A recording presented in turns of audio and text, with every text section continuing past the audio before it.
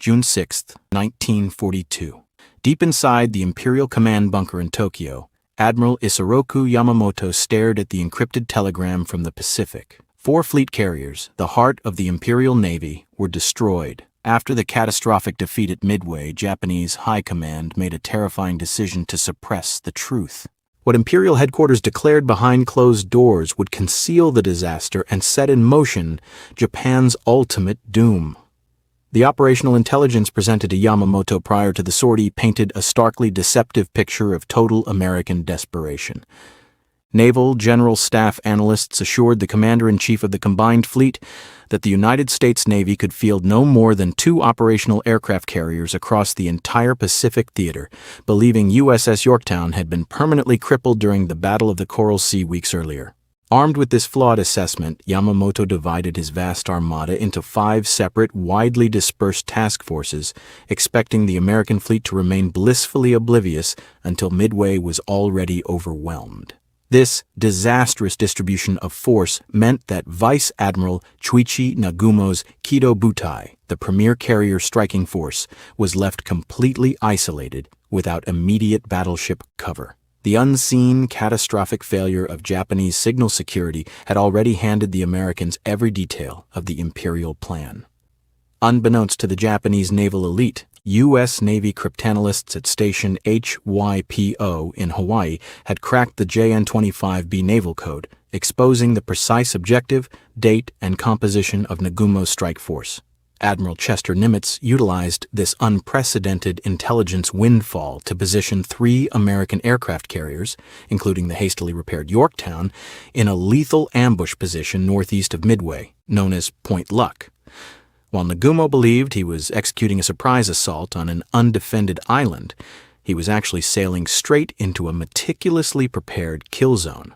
The entire operational doctrine of the Imperial Navy was built on the assumption of complete strategic surprise, leaving no tactical contingency for an aggressive American fleet lurking in nearby waters.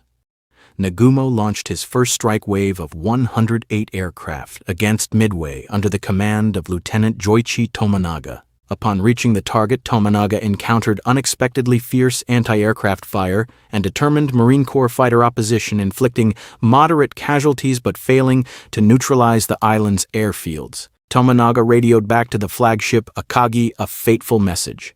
A second strike was urgently required to suppress the island's defenses. Nagumo was now forced into an agonizing dilemma that pitted strict naval doctrine against immediate tactical survival. Standing on the flight deck were dozens of Nakajima B-5 N-2 torpedo bombers, fully armed with armor-piercing torpedoes specifically reserved for enemy warships that Nagumo was convinced did not exist in the immediate vicinity. Ignoring the cautious warnings of his staff, Nagumo made the fateful decision at 07:15 to order the immediate rearming of his reserve aircraft with high-explosive land attack bombs. Hangar decks beneath the wooden flight decks of Akagi and Kaga erupted into chaotic, feverish labor as armorers frantically detached 900-kilogram torpedoes and mounted land fragmentation ordnance. In their extreme haste to maintain the launch schedule, crews violated fundamental safety protocols, leaving discarded torpedoes and live bombs exposed on open racks throughout the unarmored hangar space. Just as this delicate rearmament was halfway complete, a scouting float plane from the cruiser Tone sent a chilling, delayed transmission that sent shockwaves through the bridge. Enemy naval vessels, appearing to include at least 1 aircraft carrier, had been spotted nearby. The sudden revelation of an American carrier task force instantly shattered Nagumo's operational composure, triggering severe friction between the flagship staff and his aggressive air commander, Rear Admiral Tamon Yamaguchi, aboard Hiryu. Yamaguchi sent an urgent signal recommending an immediate launch of all available aircraft with whatever munitions were currently loaded, arguing that hitting an enemy carrier took absolute priority over ideal armaments. Nagumo hesitated, fearing an uncoordinated attack by strike planes without fighter escorts would result in unacceptable losses. Reverting to rigid peacetime doctrine, Nagumo ordered another halt to countermand his previous instructions, commanding crews to strip the land bombs and reload the torpedoes once again. This fatal hesitation trapped the strike force in a lethal timeline of rearming, refueling, and recovering Tomonaga's returning Midway strike wave. For 2 excruciating hours, Japanese deck crews labored in near-suffocating heat below decks, surrounded by open fuel lines and volatile munitions stacks. During this window, wave after wave of American torpedo bombers from Hornet, Enterprise, and Yorktown arrived at low altitude. Though Japanese Zero fighters swooped down to decimate the low-flying American Devastator squadrons with brutal efficiency, these heroic attacks unknowingly drew the entirety of Nagumo's combat air patrol down to sea level. The upper sky above the Japanese fleet was left completely wide open and utterly defenseless. At 10:22 a.m., 54 Douglas SBD Dauntless dive bombers screamed out of the sun from 14,000 feet, selecting their targets without opposition. Within 6 catastrophic minutes, 3,000 pounds of high explosives tore through the wooden flight decks of Akagi, Kaga, and Soryu, detonating directly inside the crowded hangar decks below. The unarmored spaces burst into secondary explosions of extreme violence as fully fueled aircraft and loose, unstacked munitions detonated simultaneously. Flaming aviation fuel cascaded through elevator shafts, scorching crews alive and severing fire mains. On Akagi, a single bomb hit near the aft elevator, igniting a chain reaction that turned the flagship into a massive, unstoppable blowtorch. Admiral Nagumo stood frozen on the bridge, staring in total disbelief as his prized fleet vanished into a roaring inferno within minutes. As officers forcefully dragged a shocked Nagumo off the burning flagship to transfer his command to the cruiser Nagara, the lone remaining carrier, Hiryu, launched a fierce counterstrike under Yamaguchi's direct command. Hiryu's aviators located USS Yorktown, scoring 3 bomb hits and 2 torpedo strikes that left the American carrier dead in the water and burning. However, this tactical retaliation was brief. By late afternoon, American dive bombers located Hiryu, slamming 4,000-pound bombs into her forward deck and setting her ablaze from stem to stern. By nightfall, all 4 of Japan's elite fleet carriers were mortally wounded, leaving Imperial Navy doctrine lying in ruin beneath the Pacific waves. 400 miles to the west, aboard the giant flagship Yamato, Admiral Yamamoto received the horrific tactical radio updates in near-total silence. Senior staff officers wept openly as the casualty lists confirmed the loss of 4 carriers, over 200 aircraft, and 3,000 experienced sailors and pilots. Chief of Staff Admiral Matome Ugaki recorded in his diary the suffocating atmosphere of despair that settled over the war room as Yamamoto stared blankly at the tactical board. If Yamamoto ordered his remaining surface fleet forward to shell Midway, American land-based bombers and remaining carrier forces would annihilate his battleships without air cover. Shortly after midnight, Yamamoto uttered the crushing words that officially ended the battle: "Cancel the Midway operation." While the smoke of burning aircraft carriers drifted across the central Pacific, and now a secondary disaster of equal magnitude was unfolding behind the impenetrable stone walls of the Imperial General Headquarters in Tokyo. In the early morning hours of June 5th, senior officers of the Army and Navy War Direction Sections gathered in the subterranean bunker beneath the Imperial Palace, awaiting the official telegraph confirmation of victory. Instead, a top-secret and ciphered message from the cruiser Nagara brought news that paralyzed the room. 4 fleet carriers destroyed, 3,000 sailors killed, and the combined fleet in full retreat. Chief of the Naval General Staff, Admiral Osami Nagano, stared at the decrypted signal in total disbelief, realizing that the strategic foundation of Japan's war policy had crumbled in a single afternoon. The sudden collapse of carrier air power exposed the home islands to direct strategic bombardment, forcing the High Command to confront an immediate strategic crisis. The immediate reaction within the Naval General Staff was not tactical adaptation, but absolute psychological panic combined with an obsession over institutional survival. Vice Chief of the Naval General Staff, Vice Admiral Seiichi Ito, immediately called for an emergency closed-door conference with Army leadership to manage the political fallout. Ito understood that if the Imperial Japanese Army discovered the true extent of the naval catastrophe, the fragile joint service coalition governing Japan's war effort would instantly collapse into civil war. For months, the Navy had leveraged the success of the Pearl Harbor strike to demand the lion's share of critical strategic resources, steel allocation, and industrial production capacity. Admitting that the Navy's entire carrier striking force had been wiped out meant surrendering strategic priority to the Army, an outcome the Naval High Command viewed as politically unacceptable. To protect their institutional standing, the naval elite constructed a web of state deception that would compromise Japanese military strategy for the remainder of the war.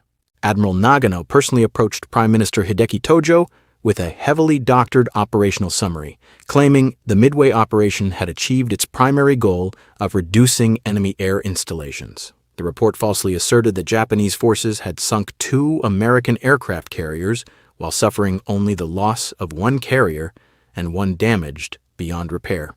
Tojo, already struggling with mounting industrial shortages and an overextended front in China, accepted the fabricated report without demanding independent verification. This deliberate suppression of truth prevented the Imperial War Cabinet from shifting the national war economy to emergency defensive production, creating a fatal disconnect between military reality and national strategy. While the High Command concealed the truth from political leaders, a far more oppressive quarantine was instituted to prevent the Japanese public from discovering the defeat. Surviving sailors and officers rescued from the burning wrecks of Akagi, Kaga, Soryu, and Hiryu were classified as state secrets upon their return to Japan. Hospital ships bringing wounded crewmen into Yokosuka and Kure naval bases were docked under cover of darkness at secure armed piers. Wounded sailors were immediately transferred to isolated military wards surrounded by armed guards, forbidden from writing letters or contacting their families. Uninjured survivors were quietly dispersed to isolated garrisons across the South Pacific, sent into high-risk forward posts where many would perish before they could speak of what occurred at Midway. Behind the scenes at Navy Ministry headquarters, technical experts were summoned to analyze the systemic operational failures that caused the disaster. The investigation focused heavily on the rigid tactical doctrine enforced by Vice Admiral Nagumo during the battle, particularly his decision to delay aircraft launches to swap munitions. Experts pointed out that the Imperial Navy's total reliance on offensive strike power had left aircraft carriers devoid of essential structural defenses, such as armored flight decks and automated fire suppression systems. Furthermore, the lack of radar equipment aboard Japanese warships had left Nagumo entirely blind to incoming dive bomber formations until they were already executing their dives. The High Command had prioritized speed and firepower over ship survivability, a design philosophy that proved utterly fatal when bombs hit the open hangar decks. Despite identifying these technical vulnerabilities, the naval leadership faced an insurmountable industrial reality that no tactical adjustments could solve.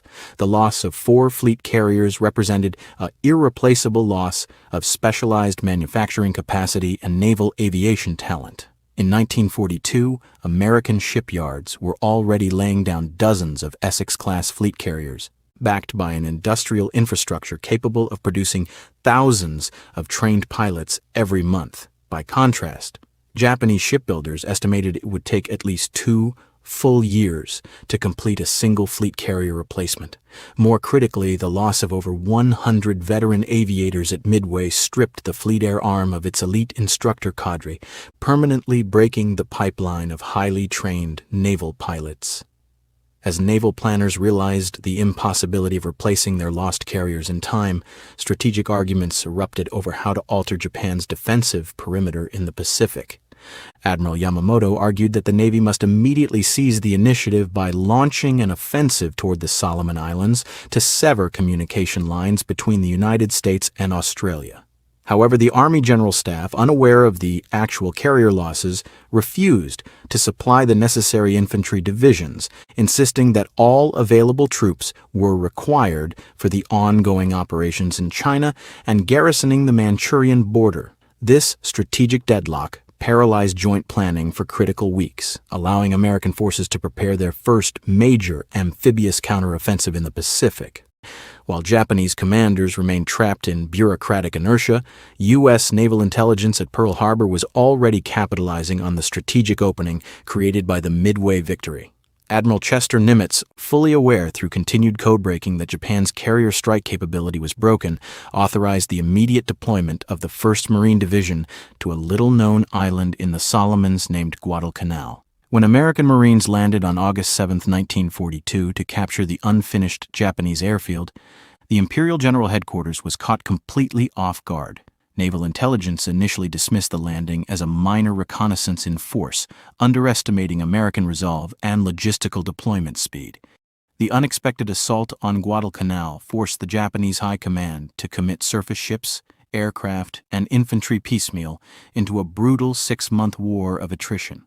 Without the concentrated air power of the 4 lost fleet carriers, the Imperial Japanese Navy could no longer guarantee local air superiority over the waters surrounding the Solomons. Japanese surface forces were forced to operate under cover of darkness in nocturnal supply runs known as the Tokyo Express, exposing warships to air attacks every morning. The strategic initiative had permanently shifted to the Allies, trapping Japan in the exact long-term war of industrial consumption that Yamamoto had always feared. Inside the quiet corridors of the Imperial Palace, Emperor Hirohito began expressing deep concern over the lack of concrete progress reports from the Pacific Front. During private audiences, the Emperor repeatedly questioned Chief of Staff Nagano regarding the true status of the fleet. Sensing the growing discrepancy between public announcements and operational realities, Nagano continued to offer vague reassurances, assuring the throne that the decisive battle against the American fleet was still to come. Yet behind closed doors, Yamamoto and his staff knew that the window for a negotiated peace had closed, leaving the empire committed to a desperate struggle against an industrial power that was growing stronger with every passing day. Behind the heavy curtains of the Imperial Palace in Tokyo, the silence was absolute. Emperor Hirohito read the classified memorandum detailing the catastrophic naval losses at Midway, a document kept hidden from the Japanese public and even the Army Command. The Imperial General Headquarters had lied to the nation, transforming a total disaster into a fabricated victory. But inside this room, the cold reality of impending defeat was undeniable. The systemic deception that began at Midway rapidly multiplied across every level of the imperial military infrastructure, creating a fatal doctrine of institutional self-delusion. When field commanders in the Solomons requested immediate carrier air support to protect troop transports, naval liaisons routinely promised assistance from strike forces that no longer existed. Operations were designed around hypothetical air cover, leading directly to the destruction of multiple convoy waves off Guadalcanal. Staff officers who attempted to adjust operational plans to reflect the true loss of Nagumo's 4 fleet carriers were quietly reprimanded or reassigned to isolated posts. By refusing to confront the brutal reality of their naval losses, the High Command transformed a single operational defeat into a catastrophic chain reaction of strategic failures across the entire Pacific theater. The strategic nightmare reached its absolute climax in April 1943, when Admiral Isoroku Yamamoto attempted to personally restore morale by inspecting forward air bases in the South Pacific. American cryptanalysts at Station HYPO, continuing to exploit the compromised JN-25 code, intercepted Yamamoto's precise flight itinerary down to the exact minute. Admiral Chester Nimitz authorized Operation Vengeance, sending P-38 Lightning fighters to intercept Yamamoto's transport over Bougainville. Yamamoto's aircraft was shot down in flames over the jungle, killing the commander-in-chief of the combined fleet. The death of the architect of Japanese naval strategy stripped the Imperial Navy of its last remaining commander, who possessed the strategic vision and authority to challenge official dogma, leaving High Command completely rudderless. Following Yamamoto's death, the Naval General Staff attempted to rebuild its shattered carrier doctrine by accelerating the conversion of unfinished battle cruisers and battleships into hybrid aircraft carriers. The giant hull of the 3rd Yamato-class battleship, Shinano, was hastily re-engineered into the world's largest armored aircraft carrier. However, Japanese industrial capacity was so severely crippled by Allied submarine blockades and material shortages that construction took over 2 years. When Shinano finally embarked on her maiden voyage in November 1944, before her compartment bulkheads were even sealed, she was torpedoed and sunk by the American submarine USS Archerfish, demonstrating the complete futility of Japan's naval reconstruction efforts. By mid-1944, the structural collapse that began at Midway had fully consumed the Imperial Navy during the Battle of the Philippine Sea. Dubbed the Great Marianas Turkey Shoot by American aviators, newly trained Japanese pilots flying inferior aircraft were annihilated by radar-directed Hellcat fighters and heavy anti-aircraft fire. The Japanese fleet lost 3 additional aircraft carriers and over 400 aircraft in a single day, permanently destroying Japanese naval aviation as an effective fighting force. The remaining Japanese surface fleet was reduced to serving as floating artillery or decoys during the disastrous Battle of Leyte Gulf, where the once feared Imperial Japanese Navy was completely dismantled. Had Admiral Nagumo accepted Rear Admiral Yamaguchi's aggressive recommendation at Midway to immediately launch his strike planes with whatever munitions were currently loaded, the entire trajectory of the Pacific War might have shifted. An immediate Japanese strike wave would likely have caught the American carriers Enterprise and Hornet off guard, potentially destroying the remaining American naval presence in the Pacific and forcing the United States into a prolonged, multi-year defensive posture. However, Nagumo's fatal hesitation and adherence to peacetime procedures preserved the American fleet, handing the United States the absolute strategic initiative for the remainder of the war. In the final months of the war, as American B-29 bombers devastated Japanese cities without opposition, surviving members of the Imperial High Command were forced to confront the tragic consequences of their early deceptions. The deliberate suppression of the Midway defeat had denied the Japanese military and government the opportunity to seek a rational diplomatic settlement when Japan still held territorial leverage. Instead, institutional vanity and political fear locked the empire into a hopeless war of annihilation, culminating in the atomic bombings of Hiroshima and Nagasaki and total unconditional surrender aboard the USS Missouri. The ultimate tragedy of the Japanese High Command at Midway lay not merely in the loss of 4 aircraft carriers or 3,000 skilled airmen, but in the total intellectual failure of its leadership. Built on a dogma of absolute military invincibility, the Imperial General Headquarters proved completely incapable of adapting to tactical disaster or telling the truth to its own people. When tested by sudden crisis, the High Command chose bureaucratic self-preservation over strategic reality, ensuring the ultimate destruction of the very empire they were sworn to protect.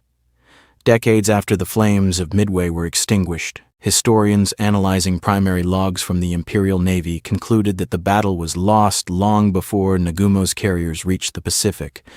The fatal flaws, faulty intelligence, rigid doctrine, broken signal security, and systemic arrogance were already embedded within Japanese high command culture before a single bomb was dropped. Midway remains history's most striking testament to how operational brilliance can be completely negated by strategic blind spots and institutional fear. Was Nagumo's decision to rearm his aircraft the single mistake that destroyed the Japanese Empire, or was the Imperial Navy already doomed by its own hubris and industrial inferiority long before the first bomb fell at Midway? Let us know your thoughts in the comments below, and don't forget to subscribe and hit the notification bell.